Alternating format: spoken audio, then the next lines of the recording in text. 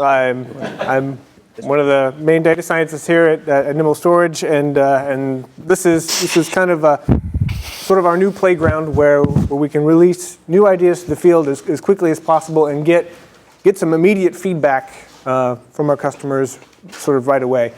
Really, there's two main reasons that we wanted to do this new labs format. And that's because with the wealth of data that we have at our fingertips, and we really want to be able to sort of put that in the fingertips of our customers, there's a lot of complexity around, obviously, what are the different ways we want to visualize that? How are customers going to interpret it? We really need their feedback sort of immediately. And that's kind of why we've gone about a process where for each of these individual workspaces that we're creating, we have feedback options that we can immediately sort of take the pulse on these individual these new features that we're releasing and understand whether they're working for customers, what's working, what's not, upvote, downvote. Those are going to be sort of important going forward for us to make sure that with all the telemetry that we're gathering, we're presenting it in sort of an intuitive way. And of course, we're dogfooding this all the time, right? We have, obviously as a SaaS portal, we have a situation in which we need to monitor our own architectures. So as an example of one of the use cases for one of these new labs workspaces, we started taking a look at our own machines. So Roshna, identified situations. We have a lot of proactive monitoring.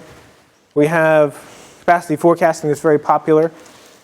For this particular one of our own systems, we have a forecast that's pinging us, that's telling us that on June 15th we're going to run out of space on this particular subsystem.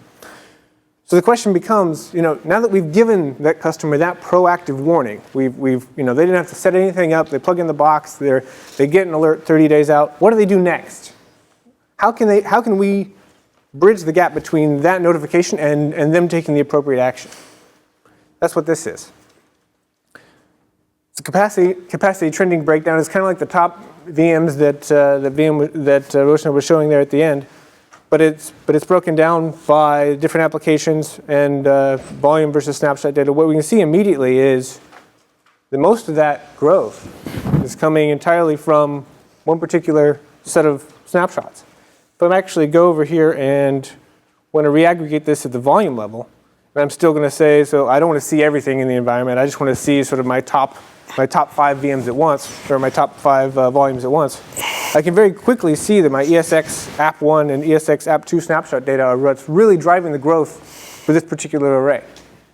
So, we brought this to our ops admin attention. We said, is this what we're expecting? Guess what? It's not. A bunch of logs that are churning, creating snapshots we don't need. So they modified the policy on this, and we hope to see these plateau. So there's actually quite a few of these different applications, these different... So these are standard queries that you guys have been playing with in your lab that you now release to the field that they can start looking at. Is that... These aren't them doing their own queries or anything like that against the data? No, we want to create a curated space where we pretty much show them what we think that they need, but they also have the ability to do some additional flexibility, right? So that brings me to the second aspect of why we call it labs. It's because it's not just for us to sort of experiment and make sure that our tools are as useful as possible to our customers. We're also trying to realign our portal a little bit to give it a little bit more interactivity so that it's not just a function of we present you with exactly what you need to know. There are situations in which, the appropriate action, we have to have some additional context, some additional information from the customer themselves. Maybe that was a workload that they needed to snapshot aggressively, and so maybe the correct decision in that case was for them to actually go buy more storage. Alternatively, as it was in this case, the situation is different. The snapshot policy is too aggressive. That's something that they needed to change. And so the flexibility there is a key component. Along those same lines, we want to have functionality that is as simple to intuit as that for other aspects of our infrastructure, right? So in addition to sort of forecasting alerting that we already do, that's for capacity usage, we also alert when we detect that you're reaching your CPU headroom limits, right? We also alert when your latencies, when that's conjoined with correlations between your CPU saturation and latency, and when your latency climbs above a certain threshold. At those points, we send proactive alerts to say, you probably need to take a look at this. When we say you probably need to take a look at this, we want to provide the clean environment for you to look at that and understand what is that next step. So to do that, we can provide that same similar flavored view, but in this case, it actually requires a bit more analytics, right? So it's easy to sort of do a stacked area chart for IOPS. Maybe it's easy to do a stacked area chart for throughput. But to actually sort of understand what are the actual limits of an individual array and how to break the limits of that array, normalizing across for different workloads, doing different block sizes and whatnot, breaking that down by individual application and individual volume, to do that actually requires a bit of a machine learning model to look across the install base and understand what are those limits of our different machines and how do we assign those the different apportioning of headroom consumption to each of those volumes. As Roshan was indicating, we can give that breakdown by application level, or if you're interested in seeing this for the exact same system, a slightly different aggregation of those results to make it as actionable as possible. We provide flexibility in this workspace for our customers to do that. Do the same thing for replication. This is an example where customer gets an alert that they're running out of, they have an increasing delay in their replication times. They dig into this. They see which applications are consuming it. They also see that that was coincident. The buildup in their delay was coincident with a period which they had the array disconnected for some time and they reconnected it. Maybe that was a movement of hardware that they expected, so maybe that's something they don't have to worry about, right? That extra context is essential when we're doing this proactive alerting. We have a variety of different tools that allow a variety of different flexible views, forecasting at arbitrary granularities, et cetera. There's a lot of tools that we're putting out into this space that we want to get our customers' feedback on right away to determine what enhancements we can make and what functionality wins and what functionality uses in a very Darwinian sense. So as a segue, there's been a lot of information sort of floating around the field about the importance of what is the appropriate way to do performance benchmarking. And about a year, not quite a year ago, there was we did an analysis, a preliminary analysis, and put out a blog post about our observations on that front. Since that point, we've got a lot of requests for customers to be able to see individually a very detailed breakdown as a function of time of the I/O that they're actually doing on their system by arbitrary aggregation, so they can sort of pick out the individual applications. Why is this important? And that brings me sort of the second portion of my talk, because while Infosight, the portal itself, is really only one mechanism by which we want to sort of disseminate this wealth of information to our customers and to others in the storage industry, right? It allows us a very personalized mode of communicating that information in a usable way. But there's also this sort of, because we have this perspective, right? Because we have such a large scope of data that we're collecting from all of our customers, we want to really distill out from that some key insights that we can share more broadly. And that's what this particular study was an example of, right? So this particular study about benchmarking a block size sort of teed off because there's a lot of confusion lately surrounding the notion of what is a real-world workload, what kind of demands does it actually place on the storage architecture. It's largely coming from one vendor at this point. This vendor has criticized us and others for publishing our performance stats. It's sort of the 4 KB and 8 KB I/O range, as well as the large block sequential. That's sort of the canonical way in which performance is described, characterized. And the others are claiming that that's irrelevant because the average I/O size is something like 32K, right? So just to start off the understanding of the scope of this study, we've looked at over 7,500 customers, a month's worth of I/O, and we're doing kind of an early access thing. So this particular study, we've held back on the new wave of results from this study and are giving you guys that first. So I'm going to start by just the introductory basics, right? So I'm going to show you two different plots. And What's interesting about these two plots is they're actually generated from exactly the same user I/O, right? So it's exactly the same interactions with the storage from across those 7,500 customers. The first histogram is going to show us a simplistic analysis based on the average I/O size per array. And that's going to actually give us what we're going to see is a distorted and easy to misinterpret result, right? The second histogram, in contrast, is going to be derived from sensors that actually tabulate all of the block sizes individually for each inbound I/O and produce a more complete and accurate picture. So to accomplish this simplistic view, really you only need 4 pieces of information, right? If I have read count, write count, and the read throughput, write throughput, then I can calculate for any individual array what the average I/O size is, right? So I can take that number, and for every array that I observe, I can create this histogram. I can put it into these buckets. The syntax is such that when I draw closed bracket, open bracket, I'm saying that interval is closed on the left, so the bin that says 4 to 8 is inclusive of 4 and exclusive of 8K. This is what we see when we actually do that analysis on our own telemetry, right? As a percentage of arrays. What's interesting is we get a very different result if we actually use a lot more sensors and do this analysis properly, right? So rather than try to just get an average by looking at reads and writes and throughput, if we actually had sensors that would record the count of operations in each bin, right? So if I got 12 bins here, that's 24 if I do reads and writes. I get a very, very different picture, right? I get a picture that has a very large peak here in the small I/O range, and then is actually multimodal. It has multiple peaks. We have a second set of I/O here happening in the large band.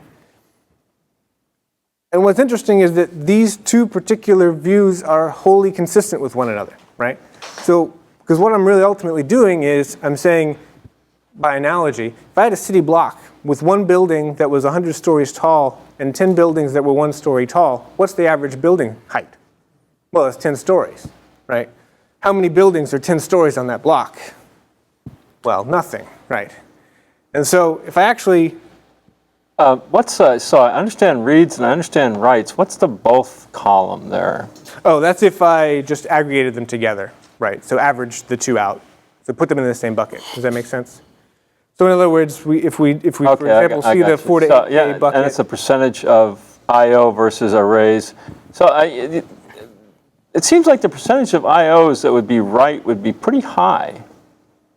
Percentage of I/Os that would be right. Yeah, so it's almost 2/3 writes, 1/3 read for the 4 to 8K block size. Isn't that what that's showing me? Yes. And this is real world data across real world data. So it's majority write 4K.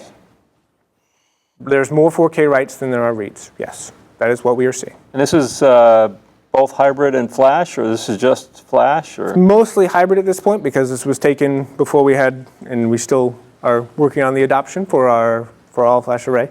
But that's the telemetry we're seeing. And so most prevalent I/O size is 4K followed by 8K. 59% of operations have block sizes less than or equal to 8K, and 81% of data is transferred by blocks greater than or equal to 64K, right? So let's hover on that for a second, right? So I'm just partitioning things out by operations. I have these peaks. I have 59% of operations less than or equal to 8K. I have 24% of operations at the high end greater than or equal to 64K. But of course, because they're larger operations, those are the ones that are carrying most of the data, right? So, and that makes sense, right? From a first principle standpoint, there's actually kind of makes a lot of sense that we see this separation, right? Because if I imagine performance, there's really two fundamental ways I can think about it. I can be optimizing for transactional efficiency, which is a situation in which I want to just interact as quickly as possible and get a response back as quickly as possible, in which case payload size is overhead, right? And in that context, I want to shrink my operations down to the smallest size I can while still accomplishing my data, my interaction goal, right? On the flip side, there's data transfer efficiency, right? In which case, The actual act of having separate operations is the overhead. And I want to move as much as I can, as fast as I can, period, right? So those are the two limiting cases. And what we're seeing in that histogram is kind of a separation of operations optimized for one or the other, and not kind of splitting the difference and doing both. So we see an ensemble from that plot what the general consensus looks like, right? And this is a more accurate representation of, it's a more direct representation of population of actual IOs customers are doing, because as I said, on the y-axis here is percentage of IOs. On the left-hand side, it's an abstraction, it's percentage of arrays. It's not really getting at the information you're trying to look at. So, but that percentage of arrays is interesting, right? It begs the question, okay, so this is what we see in ensemble for all of the I/O, if we add up all the I/O in each bucket and then just sort of divide it out as a percentage. But could there be some sort of major players in that space? People doing, is there a bias where people doing most of the I/O tend to be in one part of that histogram or the other? To sort of control for that, what we do in this study is we say we want to look individually at the I/O distributions for every one of our deployments, right? Every one of our customers' deployments. So we take the customer's array, we break it apart into apps, and then we look at the distribution of I/O for each one of those applications, right? That's a lot of numbers, right? 24 at least for each one of those situations. So we have to summarize. What are we going to do to summarize? One way to summarize that information is to go along with the trend that we were seeing, is to say what proportion of read operations is very small, right? What proportion of the data is optimized, or the interactions are optimized for transactional efficiency, versus on the flip side, what proportion of the interactions are optimized for data movement. And that's sort of what we have on the X and Y axes here, right? So if I got my mouse out, in this particular example, I've got reads on this axis, but here I've got the further that you are towards this corner, the larger proportion of all operations that you've done are very small, right? If you're further in this corner, then less so. On this axis, this is sort of telling you what proportion of data transfer is happening in the very large I/O domain, right? So the further you are up in this upper left-hand corner, rather, the further we are in that space. And this sort of represents that as that true bimodal situation where you're actually accomplishing both at once. You might be doing most of your, if say you were here on this particular portion of the plot, you would be accomplishing 75% of your operations at very small I/O and 75% of your data transfer at large I/O where they are sort of natively happy, right?